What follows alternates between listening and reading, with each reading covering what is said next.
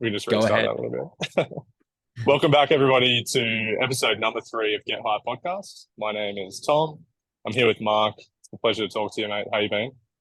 Yeah, I'm good, man. How you doing? I'm doing well, thank you. I just I want to be where you are. Like I'm in Ballarat. I just feel like wherever you are, just teleport me there. And it's just a green screen, mate. I'm actually in my closet in Hong Kong. yeah, literally. I don't know what it is, but it looks so good. No, it's good. I'm visiting family, but that ain't going to stop us from talking about some important aviation topics. Yeah. So today we're going to split it into two sections. I'm going to take the first part. I'm going to take a bit of an emphasis on health, breaking it down into sleep, diet, and exercise. Like, I'm not an expert in any of these things whatsoever, but I've made a ton of mistakes over the last, I guess, decade. And I've learned a few things here and there. Those are the things I'm going to be sharing. And then in part two, I'm going to hand it over to you, and you're going to be talking about. I'm gonna talk about some of the vet fee and loan structures that are available for student pilots, and then just maybe the pros and cons of vet fee, maybe doing it yourself as well, and just the availability of flight training out there and the different structures that students are using to obtain their private pilot's license, commercial pilot's license, and um, as well as the cadetships. That's a big thing now, so that'll be Yeah. really really good point to hit the nail on, I think, with the upcoming For like boom sure. with And I think, financing and fee structures have changed dramatically in the last 5 or 10 years. So yeah, I'm interested myself to actually know how people are financing these things now, because not long ago, if you wanted to finance it really through like some sort of government, like HEX, you had to go through university. And if you didn't do yeah, that pathway, you had to come to the table with cash.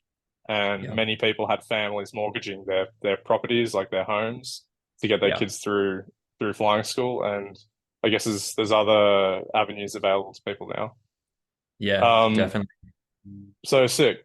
So let's first talk about sleep. And I think of the three things, sleep, diet, and exercise, sleep is probably one of the things that you can get by with not doing a great job at it for a very long time before it catches up on you. Diet is so obvious because you see the food that you put in your mouth, crew meals, restaurants, fast food on layovers. And then with exercise, if you've been lazy or not, but with sleep, sometimes you just can't help yourself. Sometimes you're on a 24-hour layover, which is incredibly challenging, which we'll talk about, structuring your layover and how to try and build an image in your mind about when you're going to sleep, when you're going to allocate time to go do things. So sleep, I think, can be extremely challenging. Yeah, Um, a really fantastic book that I think everyone should drop a bit of coin on, read, or listen to the audio is Why We Sleep by Matthew Walker. There's also a really great podcast episode with Joe Rogan, episode 1109, many, many years ago now. What he speaks about in that podcast and in his book is specifically a lot of the challenge that shift workers have when it comes to maintaining a healthy lifestyle in regards to sleep. And a lot of it, it's in a lot of ways, it's quite depressing because we have no choice about whether or not we do night shifts. It's just a part of the job, right? And that doesn't matter if you're an international pilot or you're domestic, it's going to happen. So all you can do is your best. And I think, um, like for instance, do you have any strategies that you have for layovers and how you structure it or how you force yourself to sleep? yeah, for sure. So when we were doing international, or when I used to do international, which I haven't done for 2 years, and I love the fact that I haven't done a night shift, but definitely depending on the layover, if it was a long layover, I'd go into the local time wherever I was going, How long just is to go. long? For me, it was at least 2 days. So 48 hours in Spain, Barcelona, or Toronto, wherever. And I would try and work the rest on the aircraft. So that rest schedule that we have to benefit me staying or getting onto the local time.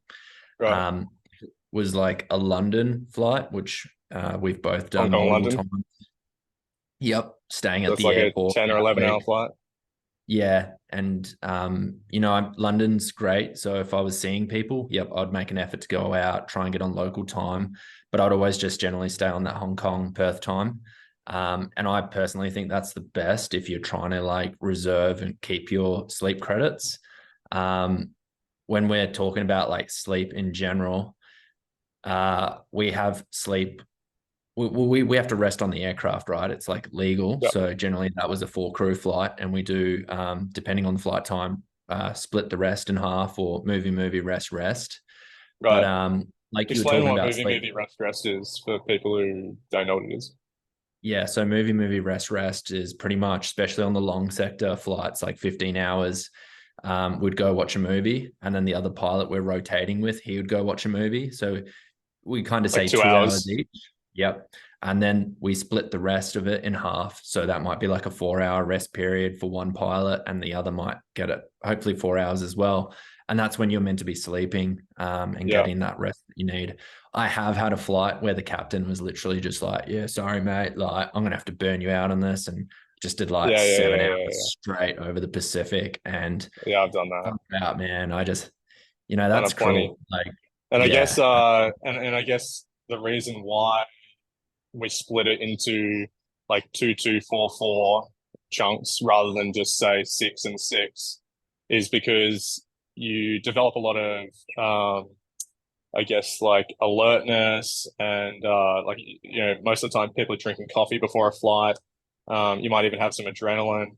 So after takeoff, telling 2 of the 4 crew to just magically go to sleep for 6 hours is a pretty tall order, and it's a little bit unfair on them because the likelihood is they're going to be staring at the ceiling awake for 2 hours before they even nod off. Whereas the second crew, the ones who come to the crew rest after 6 hours, they're dead. They're going to go straight to the bunk and have an amazing 6 hours sleep. So there's a very unequal distribution of like good quality sleep. So Yeah. yeah, I guess that's where the value in rest comes from. And Um, that it's talking about quickly that opportunity to go to rest or having to be the first pilot to rest. That's when you're like as well planning beforehand. So if you're the first pilot before rest, I would generally have a nap in the afternoon because I know I'm not going to get good rest in that first 4, 6 hours rest period. yeah, Whereas if I was the senior pilot and I was going out to London and going to get coffee with mates over there, then I would work first. So on the second one, I pass out, and when we arrive, we're at like 6 a.m. London time, and I'm feeling yeah, fresh, and I can go and catch that train and go and like do things. yeah. So And I guess with the this is whole where it sleep, becomes valuable knowing what the plan is going to be. And I remember how much I valued it when captains would send out an email a day before, being like, "Hey guys, be CCing all the cockpit crew," and they'd be saying, "All right, such and such expect to work first, and vice versa. You guys can expect to rest first." yeah, Sorry, I dog's think going psycho.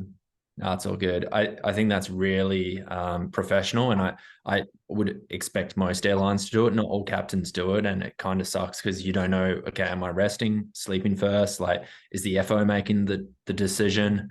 So I think that's part of airlines, and maybe airlines need to start like implementing that if they're not doing it. Like it should be like a professional standard.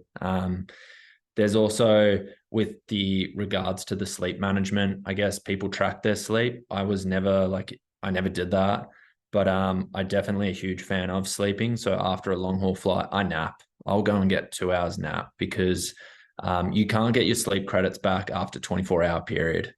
So the Yeah. damage is So, speaking of tracking sleep, there's so many different trackers now. You've got Fitbits, App Watches. I got a Whoop on here, Garmin's. They all at least say that they track sleep. Some are better than others, I think. And I've tried pretty much all of them actually. And what I've realized is that they're excellent training tools because what happens is after you build up a few months of data and you can correlate, fatigue with how you're actually feeling, over time, you learn types of behaviors correlate with being fatigued. But once you've learned that, so once you've been using them for a long time, you've gained the information. Like I know like how I'm going to screw myself for sleep and fatigue, right?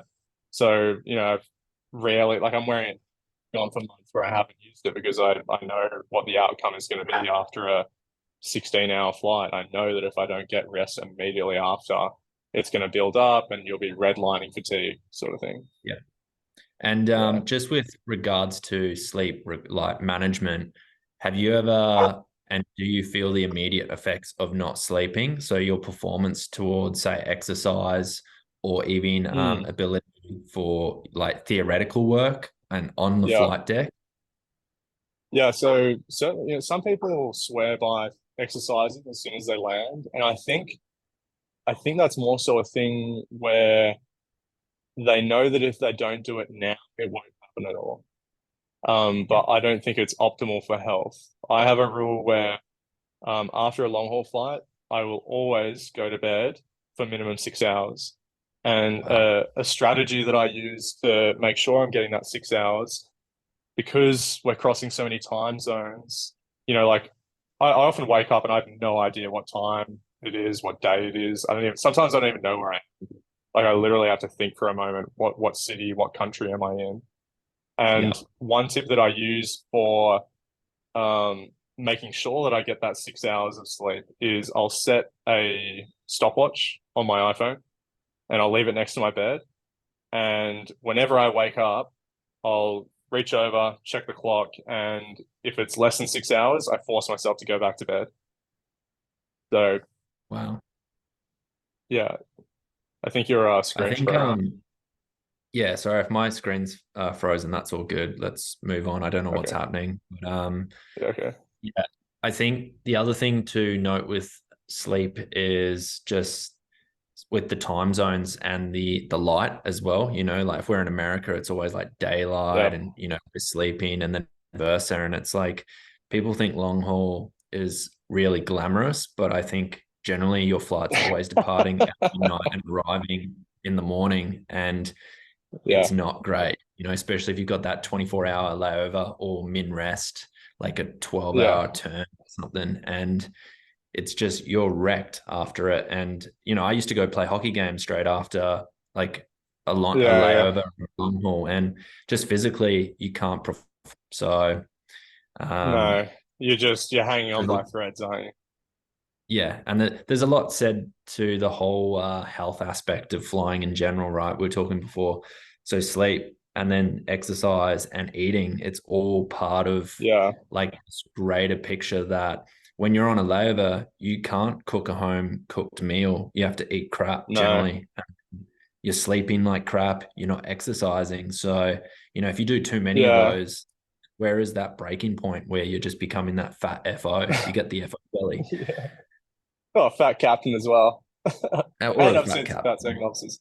Yeah, Yeah. so let's hone in on diet a little bit. And, you know, whilst it's I think equally as challenging as managing healthy sleep, um, I think that one of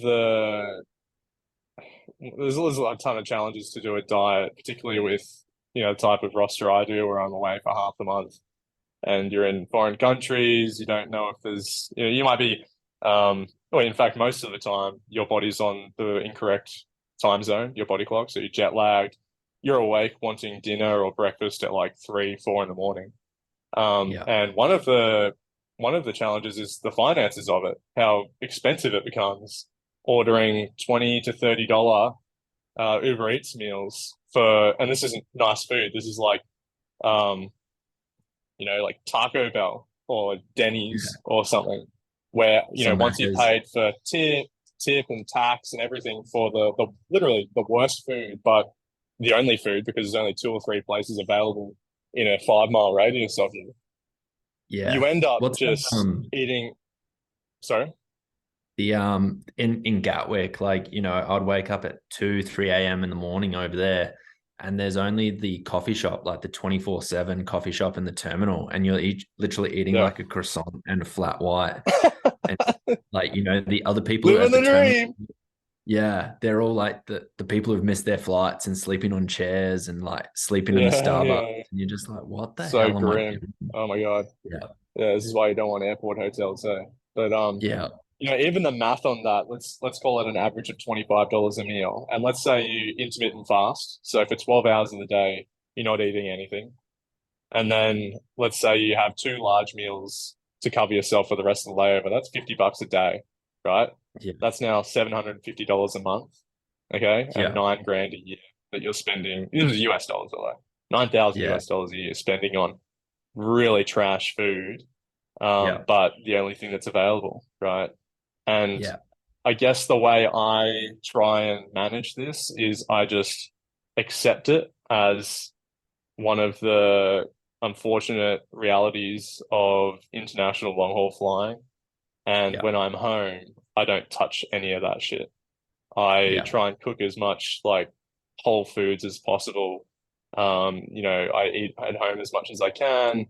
Um, and that's really the best you can do. Yeah. All right, so that's, I guess, like a reasonable summary of the challenges of diet, sleep, exercise we haven't really hit yet, but I think I wouldn't say it's impossible to maintain, a reasonable lifestyle of exercise. And, the reason you can say that is because there's plenty of ultra fit pilots that you and I both know. And Yeah. in fact, I'd almost argue that within the industry, it's almost like it's common to have extremes. You've either got people who are terribly unfit, or you've got marathon runners who are absolutely obsessive with training. Do you not Yeah. find that? Yeah. 100%. You always got like the extremes, and there are so many. Well, there are a lot of pilots out there who like cycle hundreds of kilometers and then run and do marathons, Yeah. and then you get the guys who you're like, man, you cannot fit out that window if we have to get out of here. Like, you know, Yeah. like you just We're, we're wonder put, how we're some of these putting we're guys. putting we're putting you in the diaper and throwing you off the top deck. Yeah, literally. Like, I wonder how they've been past their medicals, and like that is, I guess, an issue with Yeah. being a pilot as well as you're, achieving your medical, and you might have to go to Yeah. fat camp, like if you let yourself lapse, or I know Yeah. CASA monitor your like BMI, and if it's Sure. increases too rapidly in like a year or Yeah. two, they will put you on, like, give you And that it's phone quite call. interesting because I know people who are bodybuilders who have been instructed by their dames that they must lose weight because they're exceeding the obese scale of a BMI, What? That's right? And crazy. it's a funny thing because it's just like the aviation medical is so generic and so old and archaic that they've used kind of like this really general rule of thumb BMI, which is weight over height. And of course, that doesn't work for people who've got huge amounts of muscle mass who are incredibly Yeah. fit. Right. Yeah. So it's quite funny when you hear guys being told to basically lose weight when they're jacked. Yeah, and there are guys who are jacked and Yeah. love that aspect of it. I remember there Yeah. was a guy at flight school who was not really overweight, just a bigger guy, and CASA made him like do a physical like assessment to see if he could get in and out of the aircraft as well as the weight and Oh balance wow. for the aircraft just to make sure Wow. it could take off. And that is an issue with some of those lighter aircraft. Like the 152, you can't get two big guys in there. It's like Oh, two no. instructors of about 70 Oh, no kilos way. with full tanks. So Yeah. You're sometimes you're gonna. sacrificing bags in the back for some of that gut. Yeah, yeah, literally. And then you start to wonder, like, does my weight or size put me at a disadvantage? Like, when you're trying to get your first job, Uh-huh. like, oh, I should be hired because I only weigh 60 kilos, like, Yeah. but Oh well, I guess in a world of inclusivity, it shouldn't really matter, right? yeah, it shouldn't matter, but I would say sometimes people like, you get that judgment and that discrimination, but yeah, Yeah. either way, I think that's a good, like, maybe we can lead on to the flight training aspects now with the vet fee after having touched Sounds all good. the health consequences of flying. So Yep. pretty much on this part of the podcast, I thought just talk a bit about the financing options available to flight training because we both know flight training is not cheap.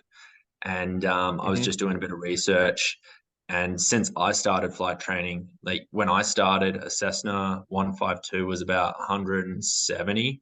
It's now like Wet or 250. dry? That was wet. Yeah.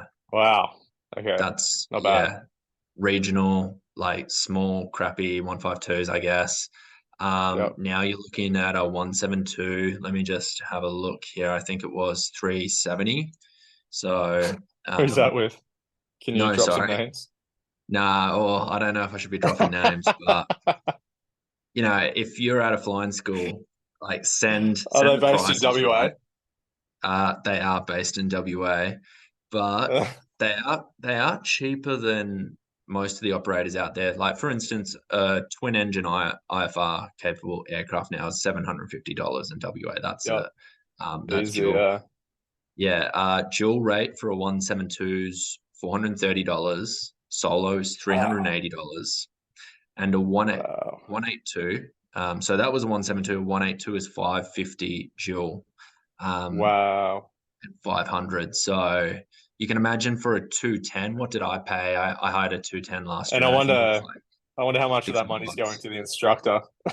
Very Oh little. no, yeah. So like instructors, when I was instructing, I was on like $18 an hour, and then I think 23 Wow. when I became grade two.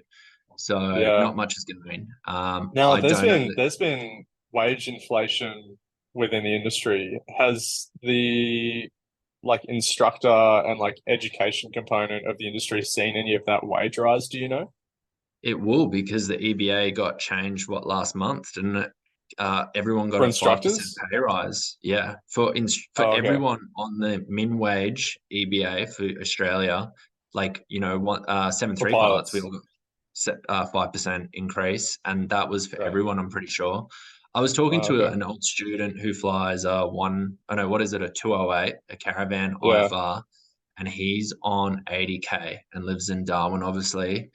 And Wow. It's all I right. guess when you take, yeah, it's not bad, plus some allowances. Yeah. He gets the IFR Yeah. allowance. Yeah. But he's working hard for that money. And I'm when sure. you take rent, which is pretty expensive in some of these rural places or Yeah. cities like Darwin, you're not left with much. And then you're trying to Maybe. obviously your Yeah, I'd say. Oh, go flying ahead. training costs are like 130K to 150. Yeah. If you do a Easily. I would have private thought. I jet, mean, I think I paid 127, yeah, and that was in 2013. yeah, So paying 130 now after 10 years of inflation isn't that bad. But it's not I'm bad. sure Yeah, you'll lead on to some of this. I mean, some of the schools are selling cadetships for over 150 now. yeah. Well, I actually didn't get too much into the whole cadetship thing, but obviously there are Yeah. cadetships out there with Yeah. Rex, Qantas, Jetstar. Is Um, Virgin doing there one are anymore? No, they don't have one at the moment. They still have it on the website. I was checking the other day just to actually see the Yeah. requirements to get in on the Yeah. 7.3, but Yeah. that needs to be updated. Uh, the FTA one is obviously a big like vet fee provider in Australia with two campuses now and the Qantas deal and Toowoomba. So Hmm. that I can quote that price for that, and that was for a CPL 85K for next year's course For intake just a CPL. for up to the CPL. So that's everything for the Right. CPL. So Okay. what's that? 150 hours plus, like you've got your sim time, your exams, and they cover all your initial costs. But for instance, that 85K includes 7K of ground school. Like 7 grand of ground school is a lot of money. Like to me, I Wow. Yeah. think I did self study, right? Well, I went to uni, but I self studied everything, and I think you can do that for about 2 grand with all the books and the fee exam, like the Wow. exams costs. Yeah. I But mean, the each big exam doesn't it cost like $150 just to enroll, Yeah, sit a paper. $150 to sit the CPL exam, and there's 7 to do. Plus, Bob Tate Yeah. charges probably $120 for the basic human factors met book. Plus, I think some of the Oh bigger yeah. ones are like 150. Um, yeah, and you don't get ground school obviously with that cost either. But to top that, so you've spent 85 grand for your vet fee, and then you got to spend another 32 grand for your IFR. So in the multi-engine. Right. So Yeah, interesting. So I think if I was to summarize cadetship versus going through like a, well, they call them uh like what do they call, like packaged yeah, education, the integrated integrated flight school courses. training. Yeah. Yeah. So you will save money going through an integrated flight school as opposed to the cadetship. But what you are buying with a cadetship is, first of all, the brand, right? Yeah. You want to be associated with that brand. And secondly, you're buying the possibility of getting a job. Yeah. And, you know, if the difference between those two is 20 or $30,000, I guess people are justifying going with the cadetship because, oh, well, let's say that's like half of my first year's salary. I call that worth it because you remove the risk of not having a job as you come out of training. Yeah. But I would say a lot of people that I know have gone through cadetships haven't got jobs straight away. You know, like what percentage of people are getting jobs? And that's something that Well, I it's would not actually have to guaranteed at find all. out. Yeah. And the Qantas ones aren't Yeah. guaranteed, right? So there are a No. lot of people, and we know people who did the Q-Link ones that, you know, Oh, one or yeah. two out of 6 or 8 in each course got the job. Yeah. But are you paying for the opportunity to top the class and maybe have like, you know, the opportunity to go onto a dash or a 320 or, you know, and Yeah. if you said to me, okay, and this is exactly in my case, I guess, because I didn't have the money to go and do it, but I had vet fee. Um, I think you're better off doing vet fee through a cadetship and applying yourself and having that chance. However, if I had the cash, I would probably just do it privately because you will save. Uh, well, if you, I did some numbers running on a 172 from zero to hero CPL, Mm. including a 182 for your CPL training of like 20 hours and some Hmm. solo time, and it was about 70 grand to do it privately. So that's a huge, and Yeah. that included like all theory, running the Well, numbers. that's a huge difference, but it can be also incredibly intimidating for a person who doesn't know anything about the industry. They know they want to be a Yeah, pilot, and what do? They've got this pile of cash, right? Let's just say they happen to have the cash. Do yeah, they go to this kind of sort of good reputation, but not sort of flying school where, you know, like they might get halfway through it, lose an instructor or something like that? Or do they yeah, go with this established brand where you're literally a brand, but you yeah, are assuming that that premium is purchasing you more security and like a yeah, known outcome? yeah. But so That's just a if you decision people need to make, right? Yeah, yeah. And so let's talk the Q-Link cadetship, right? Because I don't know many Q-Link pilots, but their pay as a first officer isn't great either, right? You're like, what, I don't know what it 65? is. 65K, pretty sure. Okay, sure. So Yeah. plus your allowances, so say 75K. If you were to go into instructing, you're probably going to be on 55K now as like a grade two.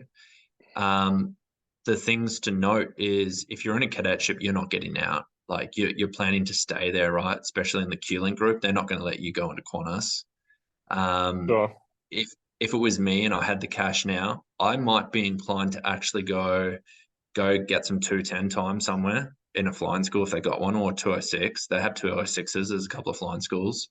And if you Yeah. get lucky or work hard up north, you'll probably be an airline in like a year and a half at the moment if you got your 1,500 hours. Yeah, that's one of the funny things about joining a cadetship of one of the like more established major airlines is you if you do get a job after training, you're usually entering through a regional arm of the company. Yeah, And then assuming you want to climb to the top of a major or whatever, you are limited in your progression throughout that company based on their willingness to release you from each different yeah, tier or each different subsidiary of that company. Whereas if you take a little bit more risk and you go bush or you do some other, you know, like lesser known regional company that doesn't have ties to major airlines, accumulate your hours that way, where you can skip the whole being released by subsidiaries problem Yeah. because you never joined them in the first place. You're an outsider. Yeah. We know that when it comes to majors recruiting, they almost split it into two sections where they've got internal and external. And internals, they have a quota about how many they release to each different tier at a time. And usually that's a far lower number than externals. The reason for Yeah. that is because it's far more costly to promote or hire an intern than external because it's a game of whack-a-mole. When you hire Yeah. someone from a regional and you go through all of the costs associated with hiring that person, interviewing them, well, when you hire them into the major, not only do you have to train them on a new type rating, you've now created a vacancy in that regional that you have to fill. You have to Yeah. interview a new person. You have to train the new person. And a lot of those people at the bottom, they've got very low hours and they require a lot of training sectors. So you can Yeah. imagine the incentive for a company to hire an outsider versus going internal. Yeah. And I think that's like you can even pinpoint that to my experience, right? I went and got type rated, and there is no chance, for instance, Rex is going to release our pilots for their 7-3 fleet. Like, I think they will say that. No, well, No. well, they, I'm not going to talk about Rex specifically, but a lot of Yeah. the time companies will at least create the impression that they will. Because if you just tell all of your regional pilots you are never going to come onto the jet in the next 5 years, people will just Yeah. leave. Yeah. They'll just leave immediately. They have to at least Yeah. think that there's a chance that in the near future they might be one of the lucky few who get promoted to the jet fleet. So, Yeah. there's all these games that companies can play, but it's a game. It's very much a balancing act. Um you can't annoy the pilot group too much. You have to Yeah. create some sort of movement to Yeah. keep people engaged. Yeah. And companies do that. We've seen it, right? Like, we were SOs and they Yeah, hire direct entry FOs. And I've yeah, seen at Singapore yeah, Flying College in WA, you'll get a job at Scoot hmm if you stay around and yeah, instruct for 5 years. And then people yeah, realize, man, I should have left 3 years ago. Same thing at the yeah. Cathay. I was there for what, But six what and a half as an what SO. Maybe I should have left. they'll yeah, but this is hindsight benefit, right? Yeah. What you'll find is generally they'll never bring promotions to a complete standstill to zero. They'll bring it down to an absolute trickle. Maybe like Yeah. 2 or 4 people a month. So that there's Yeah. at least some movement so that people can't just say, hey, what the fuck? Like, why are all these people skipping the queue of seniority? Yeah. So, They just need one. yeah. They always just sink one person in there with an external and say, Yeah, yeah, oh, yeah, we're yeah. doing it. Like, you hang around, we'll look Yeah, it's after you. happening. They Yeah, can't you're next, release those baby. people. Yeah, they can't get like No. let captains go from a left seat. There's just not enough experience at the moment. But I think with the Yeah. whole thing of like going back to the cadetship, like, I think it is a great thing. Those virgin cadets, they're all back now flying. A lot of them went and got flying Yep. experience during COVID.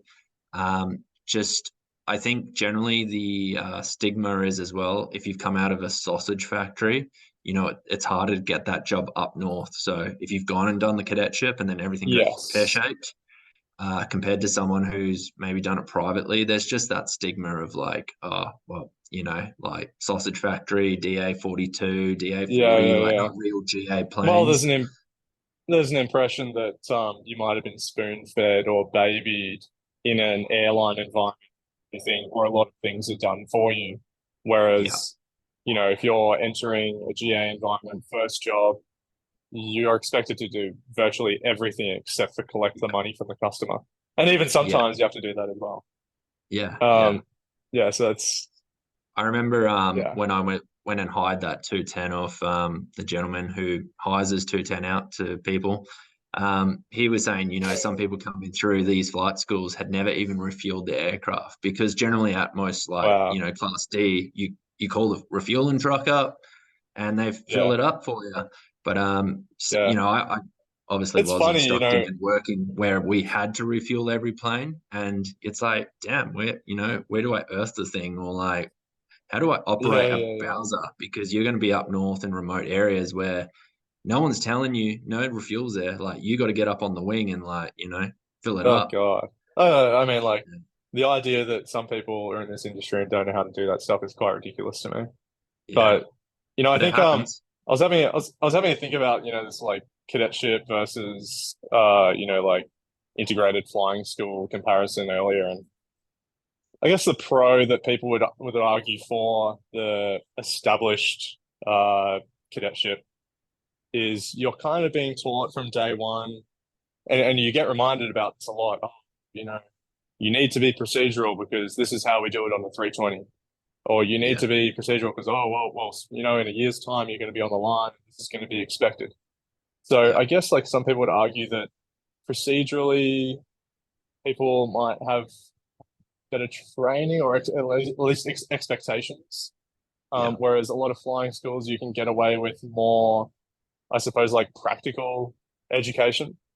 yeah, yeah, Um, for instance, like I know one of the schools down in Wollongong, my mum was doing her PPL, and she was doing her PPL like I don't know a few years into me being commercial and like flying around on like metros or whatever. yeah, And when I tell her that we had flows before doing a checklist, she was like, "Oh shit, really?" Like the yeah, idea that you didn't just operate a checklist as like a read and do was a foreign concept. And that's just yeah, how they taught it at that flying school because they just yeah, have, I guess, like normal people off the street who just want to get a PPL and they're not ever going to be expected to do SOPs in a multi-crew environment. yeah, So, yeah, no, I mean, each school's going to be different. Each school's going to have different expectations. I sure hope that if you were entering the industry, whether you did go through a cadetship or a integrated flying school, if they had the knowledge that you intended to make this career, I'd sure hope that they'd be holding you accountable and like expecting you to fly procedurally and with SOPs. yeah. And I think a lot of flying schools have got to, down pat the checklists, and Yeah, they maybe some should. They have should. I think, flows. Yeah. yeah, I'd say most But would. I think one of the things to say, just coming from like the instructing background, is you can't teach everything. Whereas maybe in an integrated college, like a cadetship or FTA, because we can talk about FTA, it's a bit like big provider in Australia. I Yeah, do believe the outcome or the training is really good. The instructors are held to a good standard. They're taught in house, as well as there's yeah. just briefings for everything. So they're resources. Whereas you go to a smaller flying school, they might not even do PowerPoints, I and mean, they don't have the FTA is like resources. that is a well-oiled machine. That is a Yeah, serious institution that's had contracts with Emirates, Qantas, Cathay, Qatar, yeah, and a lot of the instructors there become instructors there with the expectation that that's going to lead to an interview with one of the contractees, like one of yeah, the major airlines.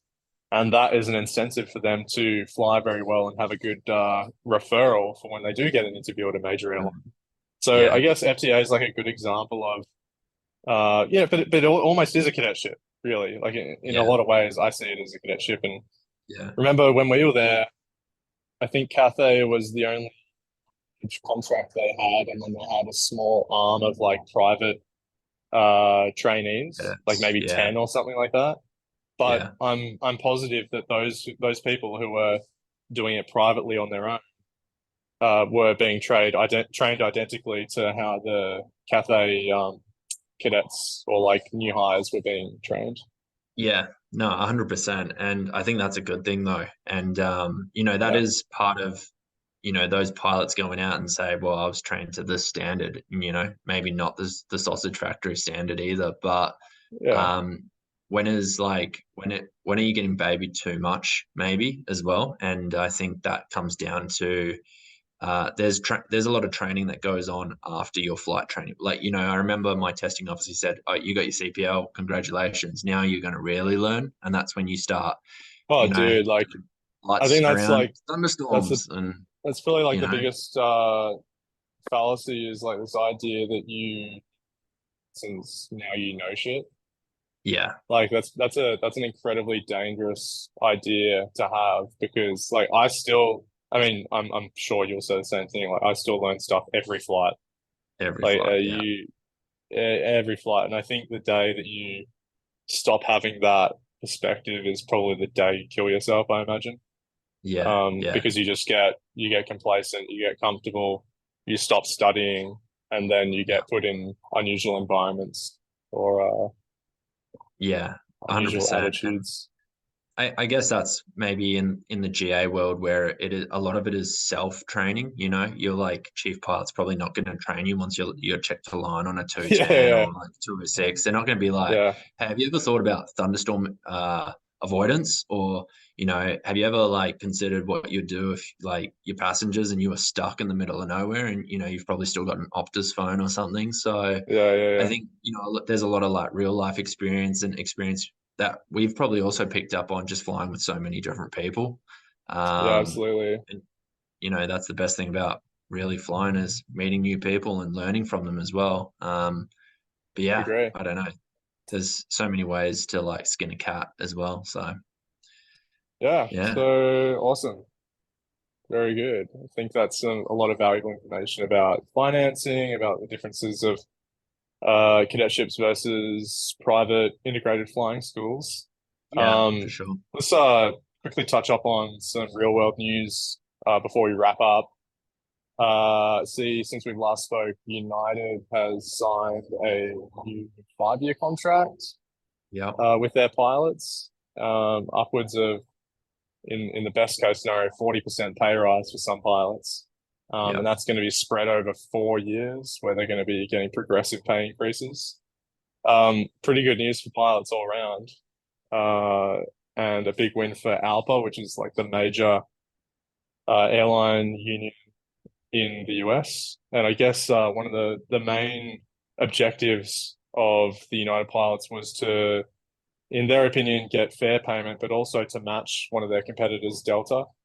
And that's going to leave American Airlines last. And I think their CEO has already publicly stated in the last year that they're going to match whatever Delta does.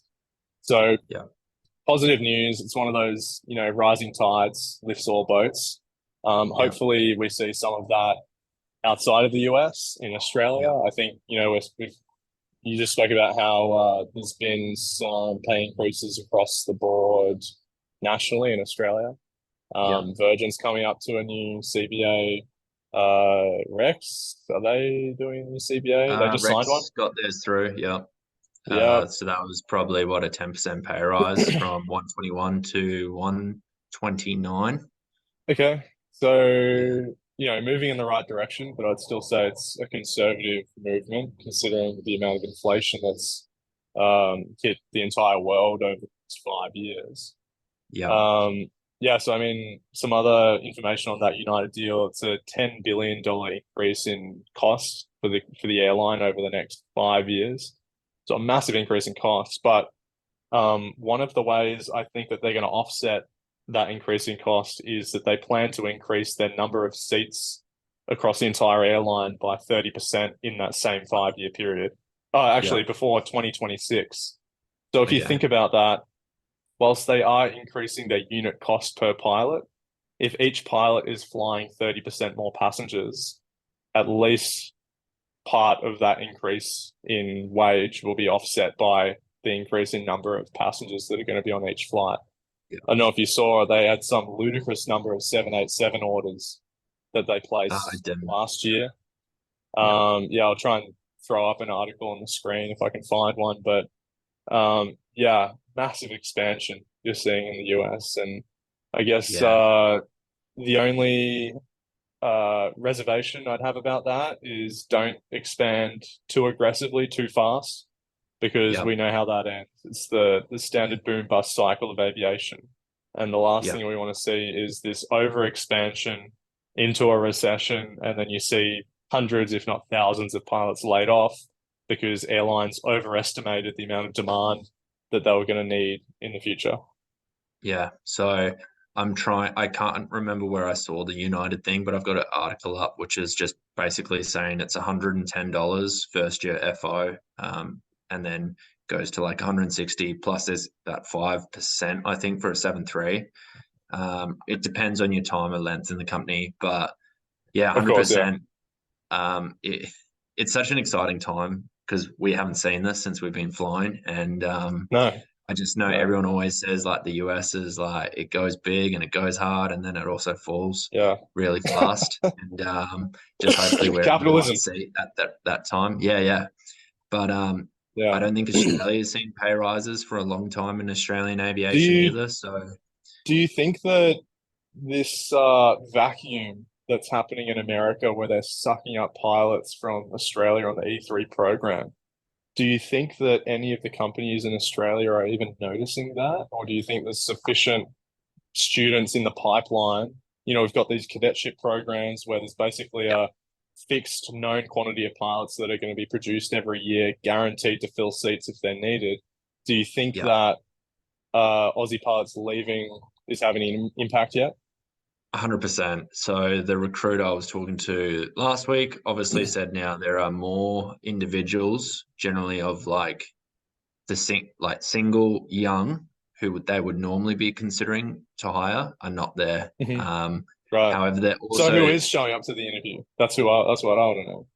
yeah, well, you still got the expats who are coming back from Emirates, Cathay, Right, and right, overseas, and maybe even some right. E3s after, because there are a lot of people who've never lived overseas and it's not for everyone. Yeah, So you still have no. that experience coming back.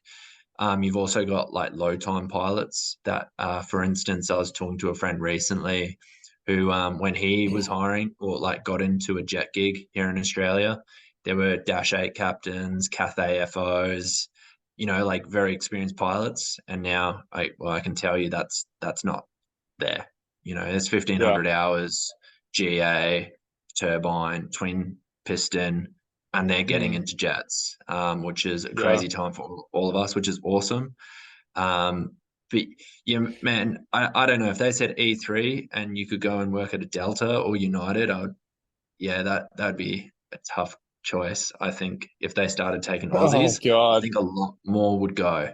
Um, you absolutely, know, man. I think yeah, and I just generally speaking don't think that many Australians know what's available over there. That's one of the purposes of this podcast, is to yeah, try and get transparent information out there where people know what's available in the market in Australia and America. yeah, And yeah, sure, if the E3 program opened up to a few more carriers, particularly the majors, I think that would yeah, wreak absolute havoc in the Australian market.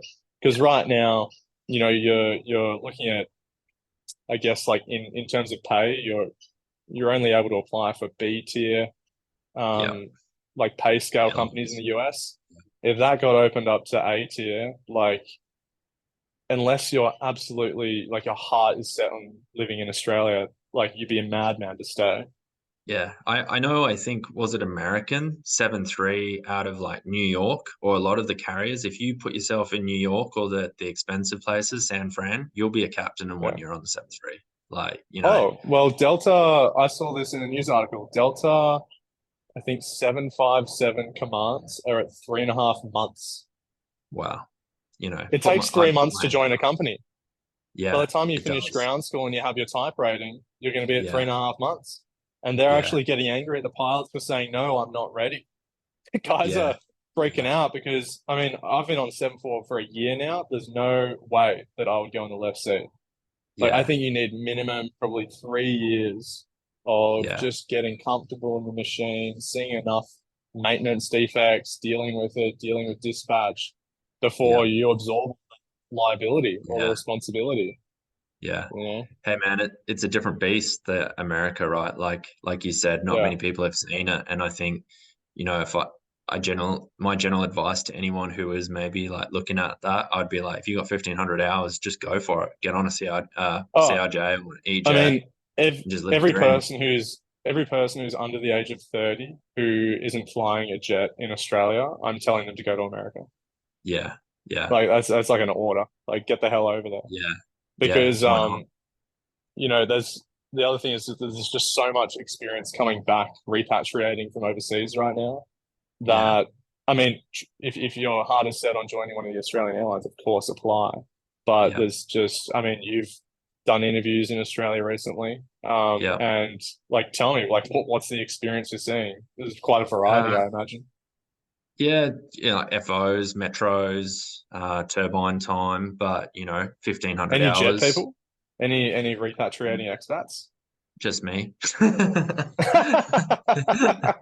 Just me. Yeah, I'm like the oddball Just who's me. actually type rated and got a little bit of jet time, just a tiny bit. Yeah, Um, yeah, yeah, yeah, yeah. yeah, it's a weird one. I have seen people with a lot of experience in ground courses of recent, and they would have not been probably candidates who would have got jobs a couple of years ago because you'd be like, why are you here?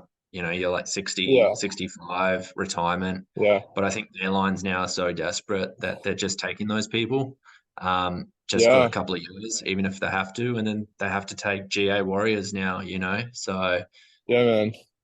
it's I mean, just I crazy. remember so the average age in my course when I joined Atlas was 48 Yeah, it's because crazy. they put it on the screen, which is they probably wouldn't do Yeah, that in Australia because it'd be like age discrimination or it'd be discrimination. Yeah, breaking some sort of rule.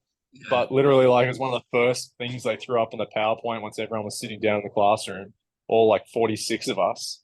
And they're yeah, like, hey, everybody, this is the age of every single person in this room. This is the average. I was yeah, like, oh shit. I guess yeah, there's a lot of people who are making significant career changes, career moves, and a lot of people in that classroom were Cathay captains and FOs, yeah, which like I don't think there's probably ever been such a significant exodus or shift in careers, certainly that I've yeah. ever seen. But at Cathay, Oh man, but now's the time, right, to get back and get the job you want, yeah. I would say. And it's a great Although some of those guys are opportunity. going back, some of those guys are going back to Cathay as direct entry Yeah. captains. Yeah. They've Well, done it for yeah. a year, and they're like, you know what?